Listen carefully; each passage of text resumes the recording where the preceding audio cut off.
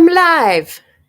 Good morning. It's time for another day of Bhagavad Gita Sadhana, and I'm Atmadarshan or Laura, or whatever you'd like to call me. We were talking a bit yesterday about Groundhog Day, repetition over and over, and me making mistakes. And I really need the universe to give me more mistakes so I know how to deal with them better, because I've got a certain set of beliefs around mistakes, especially when I'm the one making them. And that's what we're going to talk about today. So if we go back a- several days, I mentioned that we'll talk about why the Bhagavad Gita is about a war and why Arjun, the hero, has to fight that war. But we were laying some groundwork. We were talking a lot about death, for example. And another piece of groundwork I'd like to introduce is the idea that the Gita might be about this start of this horrible war. But unless we know a lot of the backstory of the Mahabharata, we can't understand the roots of this conflict. If we understand the roots of this conflict, we can start to understand the roots of conflicts in our daily lives and take steps to remedy them, to address little bitty things before they become huge world altering things. And one of the big roots of war, which we were just talking about a couple days ago in the biweekly Bhagavad Gita class, is conflicting beliefs, which is ironic because many of our beliefs don't come from introspection. They come from the outer world putting them on us. For example, in that class, I asked people to contemplate for a while their beliefs about what it is to be a woman in our society. Other beliefs that come up and perhaps around the world, I think, oh, excuse me, conflict between mucus and vocal cords. One kind of universal conflict is conflict between youth and older generations. Um, Older generations often have the belief that their generation is better and this next one is crap, which isn't true in my experience. If it's true in your experience, great. But if it's true only because you hear people talk about, oh, everything was so great, maybe listen to your own heart and get to know people of every generation so that you can make your own decisions. And I'm mentioning this today also because in youth, there is a certain belief in invincibility, in things that, you know, it's never going to happen to me, such as, for example, people who might take up smoking, knowing the hazards of smoking. I've heard a lot of people say, well, you got to die somehow. Or, yeah, there's this belief that they'll stop in time or it's not going to hurt them. And this is a belief that all of us have to some extent, especially when we're young, that it's not going to happen to us. It can happen to other people, but not us. And when it happens to us or a family, it's a huge surprise and a tragedy. So today's dedication is special. There are 3 people for whom this is dedicated because there were 3 momentous deaths that kind of represent this conflict that I've been talking about in youth, invincibility, versus when we get older and wiser and know, hey, nobody's immune from the visitation of death. Today in the United States is the day the music died, when 3 really wonderful young musicians who had their lives ahead of them were killed in a tragic accident, a plane crash. If you'd like to learn more about this, there's a link to a wonderful article put out by my wonderful alma mater, Case Western Reserve University. And here were 3 young people at the top of their game, everything to live for, and their plane crashed. And it really struck the nation, so much so that Don McLean later wrote a very famous song called American Pie to commemorate this event. So I'm going to ask you today in your meditative practice to consider, what belief do you have about yourself? It could be anything. Like if you're a woman, what is your belief about being a woman? If you're a certain skin color, what is your belief about that? If you're a certain social class, what do you believe about that?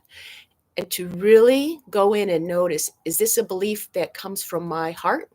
Is this a belief I've absorbed from outside? Because one of the big things that starts this war in the Gita is conflicting beliefs and not being able to handle them civilly. I have a cousin with whom I share almost no political beliefs in common, and yet I love him dearly, and we don't fight about politics. I listen to his side respectfully, which is getting harder and harder to do in our country. So if we can learn to listen, if youth can learn to listen to the older generation, for example, some conflict can be resolved. If we can learn to listen to somebody with whom we may disagree and see their side and see their heart, some conflict may be avoided. So today's dedication, since 3 people died today, 3 dedicatees, Waylon Jennings, how do you feel about that day the music died? And if you want to find out why I said his name, read that article. Deni, for sending that article to me, thank you, especially for the roots of the word nostalgia. Very interesting. And TC, a musician at heart who never got her music heard in the world. So to all of you, we meditate, we dedicate. And if you would like a special mudra for today, Kapota mudra, I'm turning so you can see, starts like Anjali mudra. The fingers bend and the thumbs are right here. This is the mudra of the dove, the mudra of peace. May we find peace. May we be messengers of peace, even if our culture around us is telling us we should be messengers of conflict. Shall we?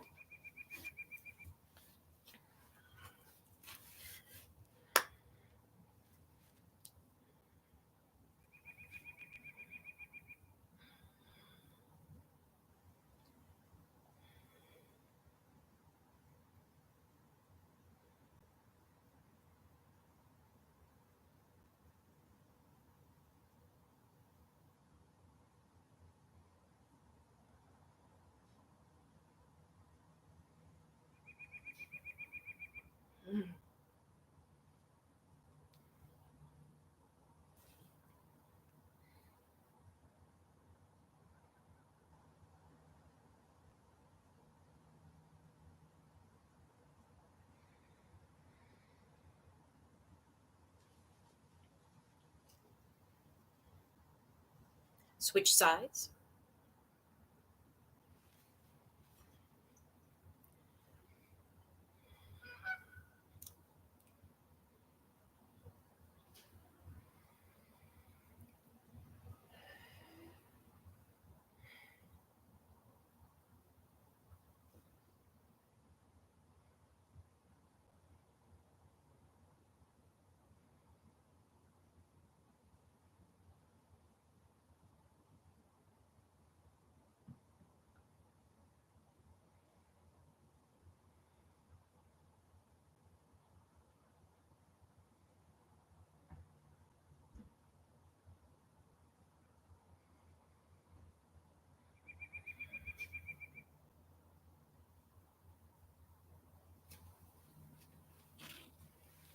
Excellent. Time for our meditative practice with Kapota mudra, the dove mudra, if you wish, and contemplating a belief you have about yourself and where you got that belief from. See you in 5.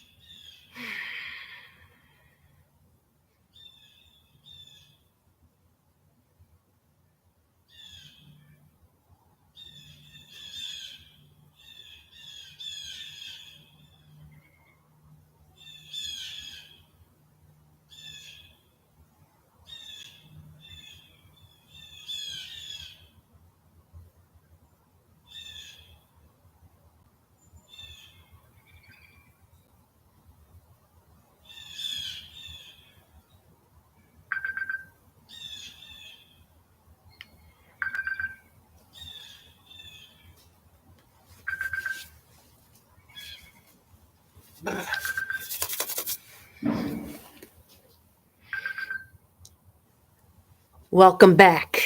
I hope you had a productive meditative practice. If you want to share anything about your belief or what you realized about it in the comments, I would love to hear them. I have a belief that you are all amazing, and I do know that to be true because we all have that divine spark of consciousness within us, each and every one of us. So thank you for being amazing, and I hope I get to see your amazing selves again tomorrow. Until then.